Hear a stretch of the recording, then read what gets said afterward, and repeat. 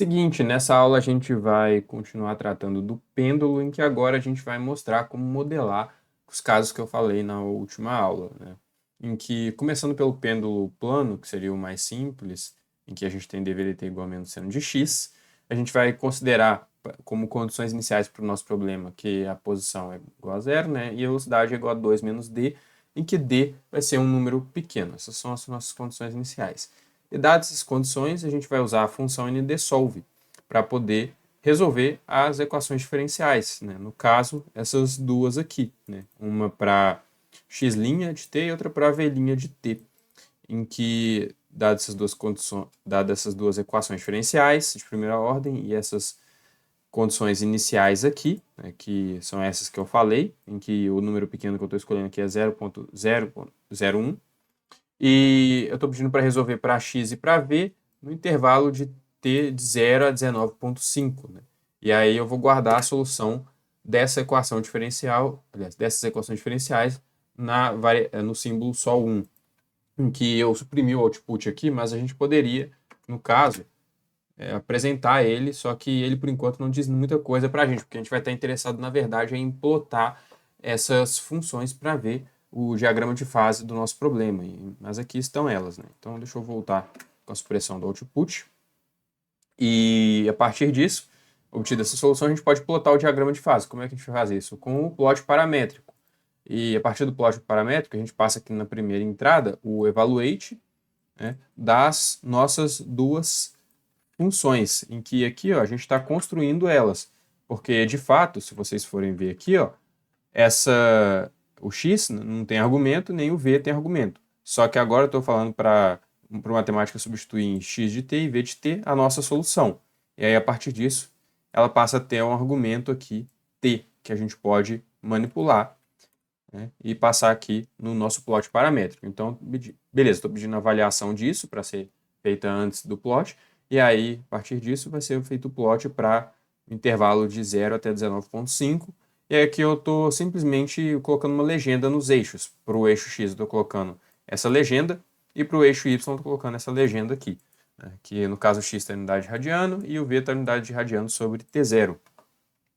E aí, fazendo o diagrama de fase, a gente tem esse resultado aqui, em que, lembrando, o diagrama de fase ele não vai representar a trajetória física do nosso sistema, mas ele vai apresentar a evolução dos estados do nosso sistema à medida que o tempo vai passando. E por que vai apresentar a evolução dos estados? Porque, por exemplo, a cada ponto aqui eu sei exatamente a posição x e a velocidade do nosso sistema. Então, sabendo a posição e a velocidade, eu consigo determinar o estado do nosso sistema e o movimento dele, né? Então, isso aqui é a vantagem do diagrama de fase. Então, a partir desse diagrama de fase aqui, né, que representa a evolução dos estados do nosso sistema, a gente tem que há órbitas fechadas, dado que a gente possui um diagrama de fase aqui fechado, né? E isso vai indicar para a gente que, para o caso do pêndulo plano, a gente tem uma órbita fechada. Agora, para o caso do pêndulo amortecido, a nossa equação de movimento é essa, e nesse caso a gente vai considerar como condições iniciais x igual a 0 e v igual a 3. E também a gente precisa levar em conta um valor numérico para esse azinho aqui que aparece multiplicando v. E aí a gente vai colocar 0,2 para ele. E aí, dadas essas condições, a gente vai jogar no ndsolve e aqui armazenar na variável sol2. Né? Fazer um processo análogo que a gente fez anteriormente. Feito isso, a gente tem aqui a nossa solução. Aí a gente vai fazer o mesmo esquema do plot paramétrico, em que aqui estou passando a avaliação, né, das minhas funções. Eu vou plotar, né, no intervalo de t, né, variando de 0 a 30, e estou pedindo para o intervalo gráfico me dar tudo, né, o plot range ser todo ele, e aí aqui estou colocando as legendas dos eixos. Né, e aí, conforme vocês podem ver, a gente tem esse diagrama de fase aqui para o nosso pêndulo amortecido, em que, diferentemente do anterior, né, que tinha que era fechado, esse aqui não é fechado. Né? E ele está indicando para a gente esse diagrama de fase, então, que não vai ter órbitas fechadas nesse nosso caso. E aqui vocês podem ver intuitivamente, né, e pensar no sistema intuitivamente, que é o seguinte: você tem o pêndulo oscilando, e só que ele está oscilando com um determinado amortecimento que vai ser proporcional à sua velocidade. Então aqui, por exemplo, né, você vai ter uma volta do pêndulo, né, só que aí ele vai sendo amortecido, né, ou seja, ele vai diminuindo a sua velocidade, até que ele vai diminuindo a sua velocidade cada vez mais, espiralando para o seu ponto de equilíbrio até eventualmente parar, né? Então aqui a gente pode ver que está espiralando para o seu ponto de equilíbrio. E de forma que a gente não vai ter uma órbita fechada, então, no caso do pêndulo amortecido.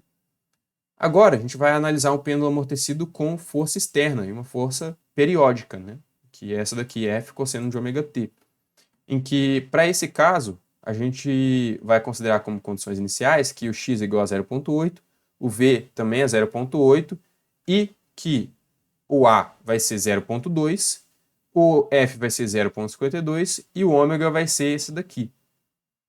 Em que a gente pode modificar essas condições iniciais à vontade e estudar como é que o nosso sistema comporta-se dependendo das condições iniciais. Então, se vocês quiserem depois dar uma olhada em como o sistema se comporta alterando essas condições, vocês podem ficar à vontade para dar uma brincada nisso. Mas pegando essas condições aqui, e considerando, né, que o nosso tempo está no intervalo de 0 até c 2π sobre ômega, em que c a gente também vai definir o que é c, a gente pode usar a função de Nidessolve para resolver as nossas equações de movimento, que são elas, né, x' de t igual a v de t, e v' de t igual a menos seno de x de t, a v de t, e f cosseno de ômega t. Em que aqui, ó, eu estou colocando em uma célula só, né? Na primeira parte dela, estou colocando as constantes, né? Estou definindo o C, que entra aqui, né, no intervalo que define o nosso T. Estou colocando aqui o valor das constantes A, F e ômega, atribuindo aqui na nossa lista. Beleza, dou um ponto e vírgula, e aí eu passo a solução da nossa equação diferencial. Que aqui vocês podem ver, né? Estou pedindo para resolver para essas condições iniciais, para x e v, e a gente vai resolver para x e v, colocando o t, né, para variar de 0 até c vezes 2π sobre ômega.